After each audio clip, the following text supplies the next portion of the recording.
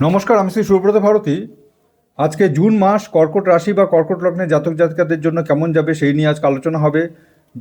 একটা কথা মাথায় রাখতে হবে, যে কোনো প্রেডিকশন কিন্তু আপনার প্রেজেন্ট টাইমের উপর বেস করে, প্রেজেন্ট প্ল্যানেটারি সিচুয়েশনের উপরে কি অ্যান্সার করছে তার উপর ডিপেন্ড করে। অর্থাৎ আপনার যে টাইম লাইন চলছে, অর্থাৎ অন্তর্দশা বা প্রত্যন্তদশা চলছে, সেই অন্তর্দশা বা প্রত্যন্তদশা আপনার মানে প্রেজেন্ট প্ল্যানেটারি সিচুয়েশন অনুসারে, অর্থাৎ কর্কট রাশি বা কর্কট লগ্ন হিসাবে যদি পজিটিভ ভাইবস দেয় তাহলে আপনার পজিটিভ রেজাল্ট আসবে, আর যদি নেগেটিভ ভাইবস দেয় তাহলে নেগেটিভ রেজাল্ট আসবে। এর কথাটা মানে কি?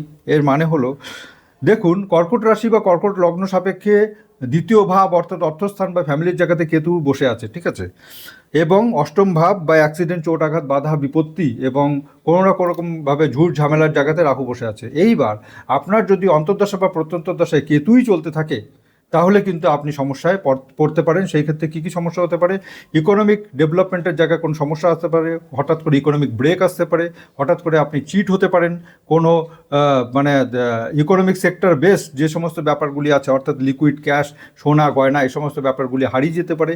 এই ধরনের কিন্তু নেগেটিভ ইভেন্ট আপনার আসতে পারে, ঠিক আছে। আবার রাহুকে যদি আমি ধরি, অন্তর্দশা বা প্রত্যন্তদশা যদি রাহু চলতে থাকে তাহলে কিন্তু আপনি হঠাৎ করে কোনো বাধা বিপত্তি, চিটিং হয়ে যাওয়া, এই ধরনের কিছু ম্যাটারের সম্মুখীন হতে পারেন এবং হওয়া কাজগুলি ঘুরপাক খাওয়া, এই ধরনের ব্যাপারগুলিও ফেস করতে হতে পারে। আপনি কোনো অসৎ সঙ্গে জড়িয়ে পড়তে পারেন কিংবা কারো দ্বারা প্রতারিত হতে পারেন, বা এই ধরনের কিছু নেগেটিভ ইভেন্ট কিন্তু আপনার জীবনে আসতে পারে।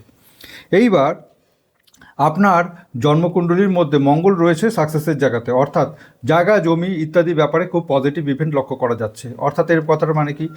তার মানে আপনার যদি প্রেজেন্ট টাইমে মঙ্গলের অন্তর্দশা বা প্রত্যন্তদশা চলতে থাকে তাহলে আপনার জায়গা জমি সংক্রান্ত ব্যাপারে কিন্তু একটা পজিটিভ নেচার আমি নেক্সট 2 থেকে 3 মাসের মধ্যে দেখতে পাচ্ছি, ঠিক আছে।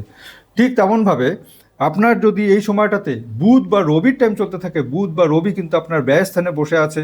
এর মানে হলো বুধ বা রবি রিলেটেড যে কোনো কারকত্ব, অর্থাৎ এডুকেশন বলেন, কোনো কমিউনিকেশন বলেন, পিতৃস্থান বলেন, ইত্যাদি ব্যাপারগুলি কিন্তু আপনার একটু ডিস্টার্ব হতে পারে, বা তাই সেই সমস্ত কারণবশত আপনি একটা বড় অ্যামাউন্টের ধাক্কা খেতে পারেন। এই ধরনের ব্যাপারগুলি কিন্তু লক্ষ্য করা যাচ্ছে যেহেতু ব্যয়স্থানে আছে।